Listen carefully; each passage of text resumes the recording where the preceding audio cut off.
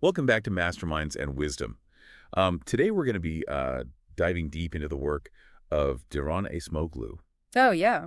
who just won the Nobel Prize in economics. Yeah. Huge. You might be thinking economics, like how exciting can that be? Right. But trust me, this is fascinating stuff. Oh, absolutely. We're going to explore two of his key books, Okay. Why Nations Fail and Power and Progress. His winning of the Nobel Prize, I think, really puts a spotlight Yeah, on his ideas about how societies succeed or fail. absolutely. And it's especially timely now Right. with all the rapid technological changes happening. Yeah, it feels like every day there's Yeah. some new tech that's supposed to change the world. Exactly. So in Why Nations Fail, Acemoglu really digs into this question of why some countries become prosperous while others struggle. Yeah. And he says it all comes down to institutions, Okay. but not just having them. It's about what kind of institutions they are. Yeah, exactly. He makes a distinction between what he calls inclusive and extractive institutions. Right. So inclusive institutions are set up in a way that allows for broad participation in the economy and in politics. Got it. Think of things like property rights, fair courts, and systems that allow anyone with a good idea to succeed no matter their background. So it's like a level playing field where everyone has a chance to get ahead. Exactly. Makes sense. Yeah. But then what are extractive institutions? These are systems where a small group of elites hold most of the power and the wealth. Okay. They manipulate the rules to benefit themselves, Uh-huh. which stifles competition and innovation. So it's like a rigged game where the same people always win. That's a perfect way to put it. So that's why some countries with tons of natural resources still end up poor. Right. The wealth just gets hoarded by a few at the top. That's a classic example. Yeah. And Acemoglu gives this really striking image in the book. Okay. He talks about the abandoned Hastings railway station in Sierra Leone. Despite having diamonds and other resources, the country's extractive institutions Right. led to so much corruption and mismanagement that even basic infrastructure fell apart. Wow. This once bustling station is now just a symbol of wasted potential. That's a powerful visual. Yeah. You can almost see how those extractive institutions just choke the life out of the economy. Right. But it makes you wonder, like, why don't these elites change things if it's hurting everyone in the long run? Well, that's the vicious cycle Acemoglu talks about. Okay. Once those extractive institutions are in place, Yeah. the elites at the top have a huge incentive to keep that system going. Right. Even if it means the country as a whole suffers, Yeah. they fear losing their power and privileges if they open things up. It's like they're trapped in their own gilded cage, even though it ultimately hurts everyone, Exactly. including themselves. Yeah. So is there any way to break out of this cycle? Mm. Are some countries just doomed to stay stuck? Well, Acemoglu does offer some hope. He argues that by building up inclusive institutions, nations can break free from that downward spiral. Okay. And he points to Botswana as a case study. Interesting. Back in the 1800s, Okay. the Tswana chiefs actually traveled all the way to London Wow. to negotiate with the British, Wow. securing their land rights and preventing the kind of exploitation that was happening elsewhere. So they were being proactive. Exactly. Yeah. And this set the stage for a more inclusive system. Okay. And Botswana has seen impressive economic growth as a result. So it's like that proactive step of securing their land rights gave them that foundation to build on. Yeah. They established a more balanced power dynamic I know, at the yes. get-go. Now, things aren't always that straightforward. Right. But it does show how taking steps towards inclusivity can make a huge difference. Okay, so that's how institutions shape a nation's destiny. Right. But then in his book, Power and Progress, Acemoglu turns his attention to technology. And it seems like he's saying that even if you have good institutions, Yeah. technology can still create problems. Yes. If it's not managed properly. He's essentially asking, how do we make sure Right. that technological advancement leads to progress for everyone, Right. not just a select few? Yeah. This is something people have been wrestling with for centuries. Yeah, it's not a new concern. No. You think back to the Luddites, Yeah. those textile workers who were smashing machines Right. because they were afraid of losing their jobs. Exactly. And Acemoglu uses that example to show Yeah. that this fear of technology disrupting jobs isn't just some irrational anxiety. It's a Right. recurring theme throughout history. And honestly, can you blame them? Yeah, We're seeing it play out today. absolutely. with things like automation and AI. Oh, yeah, big time. Think about those self-checkout kiosks replacing cashiers. Right. Or AI programs writing content that used to be done by human writers. Yeah, it makes you wonder, where does this leave us? That's where it gets interesting. Okay. You'd think that as technology boosts productivity, it would lead to more jobs and higher wages for everyone. Right. But Acemoglu throws a wrench in that assumption. He does. By distinguishing between labor productivity and marginal productivity. Yeah.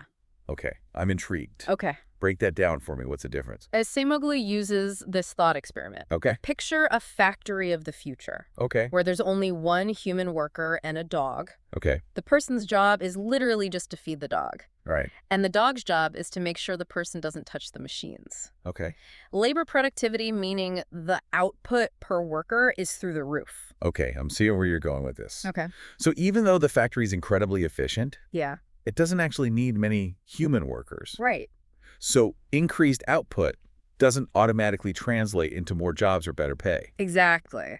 That's a sobering thought. It is. It makes you wonder, like, what are the other factors beyond just productivity that are shaping how technology impacts us? Well, this is where Acemoglu's concept of directed technical change comes into play. Okay. He argues that technological development doesn't just happen randomly. Right. It's often guided by the interests and priorities of those in power. So it's like technology is a tool that can be used for different purposes. Exactly. And who's wielding that tool makes a big difference. That's right. Yeah. He uses the example of the contrasting visions. Okay. Behind the development of the Suez and Panama Canals, Okay. the Suez Canal, driven by a desire for rapid technological advancement and profit, relied heavily on forced labor and caused immense suffering.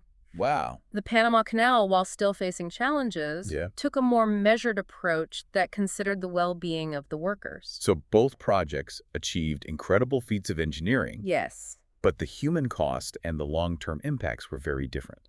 Exactly. And this highlights the crucial point that even with the best intentions, technological progress can have unintended consequences, especially if it's driven by a narrow vision that prioritizes efficiency and profit over human welfare. That's where things get really interesting. Okay. Acemoglu doesn't just leave us with this bleak picture, right? Right. He offers some ideas about how to steer technology in a more positive direction. He does.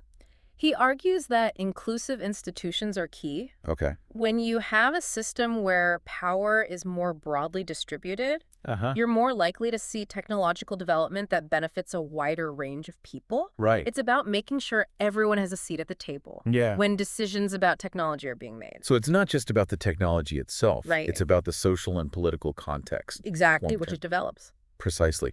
And that's where another fascinating aspect of Acemoglu's work comes in this idea of the power of persuasion. Okay. Persuasion. How does that tie into all of this? Well, he argues that persuasion shapes not only our personal interactions, but also how societies develop both technologically and politically. Okay. He uses this amazing example of Napoleon's return to France from exile.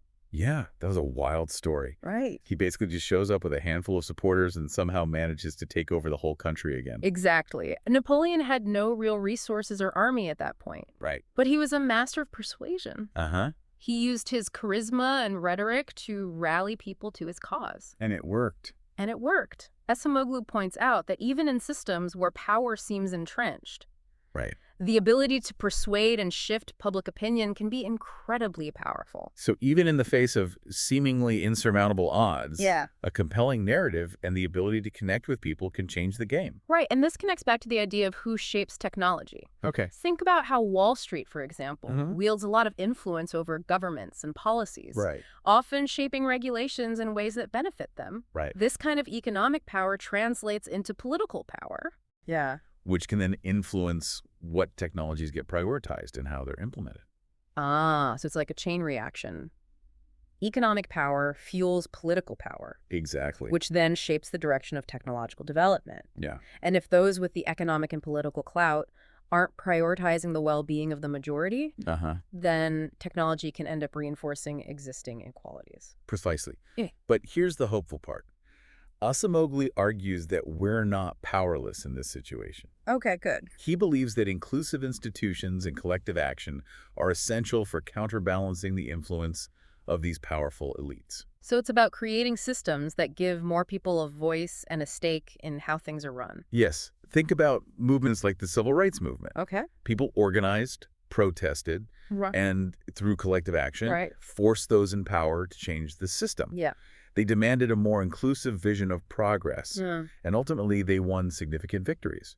It's a powerful reminder that even in the face of entrenched power structures. Ordinary people can make a difference when they work together towards a common goal. Absolutely. And this principle applies to shaping our technological future as well. Okay. Acemoglu suggests that we need to be proactive in advocating for technologies and policies that benefit a wider range of people, Right. not just a select few. So being part of the conversation, Exactly. not just passive observers. Precisely. It really feels like we're at a crossroads with technology. Yeah. You know, we keep hearing about all this amazing potential, Yeah. but then we see how it can also be used to manipulate, exploit, and even harm people. Right. Acemoglu really pushes us to think about which path we're going to choose. Yeah. Do we want a future where technology just amplifies the power imbalances that already exist? Right. Or do we want to use it as a tool to create a more equitable and just world? It's not an easy question to answer. And Yeah. honestly, it can feel a bit overwhelming sometimes. I know. Like, what can one person really do to influence these massive technological trends? That's where I think Acemoglu's emphasis on both individual choices and collective action is so important. Okay. He's not saying we should all go become tech CEOs or politicians, although that's great if that's your calling. Right. But even in our everyday lives, the way we interact with technology matters. Mm-hmm. Are we being mindful of the data? We share the platforms, we support the ways we use technology to connect with others Yeah. or contribute to our communities? It's like that saying, vote with your dollar. Yes. If we support companies that are developing technology in ethical and responsible ways, that sends a message. It does. And conversely, if we keep feeding the algorithms and giving our attention to those who are just exploiting us for profit, Yeah. that reinforces that kind of development. Exactly. And beyond our individual choices, there's so much power in collective action. Joining organizations that advocate for responsible technology, participating in public discussions, and holding those in power accountable, Yeah. all of that can contribute to shifting the trajectory of technological development. Right? It's about recognizing that we're not just passive consumers of technology. Right. We're active participants in shaping its evolution. We are. And when we come together with a shared vision, we can exert real influence. Absolutely. And that brings us back to the central message that runs through all of Acemoglu's work. Yep. Institutions matter. Right. He gives examples of how inclusive institutions can channel technological advancements towards a better future. Can you give me an example of what that looks like in practice? Well, think about the development of renewable energy technologies. Yep. A lot of countries are investing heavily in solar, wind, and other sustainable energy sources. This isn't just happening by chance. Right. It's the result of deliberate policies, regulations, and investments driven by a desire to combat climate change Yeah. and create a more sustainable future. So in this case, the vision that's guiding technological development is one of environmental responsibility and long-term sustainability. Right. But even with something as seemingly positive as renewable energy, Acemoglu cautions us to be mindful of how these technologies are implemented. Are they creating jobs and opportunities for a broad range of people? Or are they just benefiting a small elite? Makes sense. Are they being deployed in a way that respects local communities and ecosystems, or are they causing new forms of environmental harm? So it's not just about the technology itself, but the values and priorities that shape its development and deployment. Exactly. We have to constantly be asking who benefits from this technology, who's being left behind, what are the unintended consequences? This has been such an insightful dive into Daron Acemoglu's work. It has. It's really shifted my thinking about technology and how we can shape its trajectory to create a better future. I agree. His work is a powerful reminder that technology is not destiny. Yeah. It's a tool. And like any tool, it can be used for good or for ill. Right. It all comes down to the choices we make, both individually and collectively. I think that's a great note to end on. Yeah. Thanks for joining me on this deep dive into the mind of a Nobel laureate. It's been a pleasure. Hopefully this has sparked some new ideas for our listeners Yeah. and encourage them to engage in this crucial conversation about our technological future. Absolutely. If you want to learn more about Daron Acemoglu's groundbreaking work, we highly recommend checking out his books, Why Nations Fail and Power and Progress. Great books. They're packed with insights that will challenge your assumptions and give you a deeper understanding of the forces shaping our world. Thanks for listening.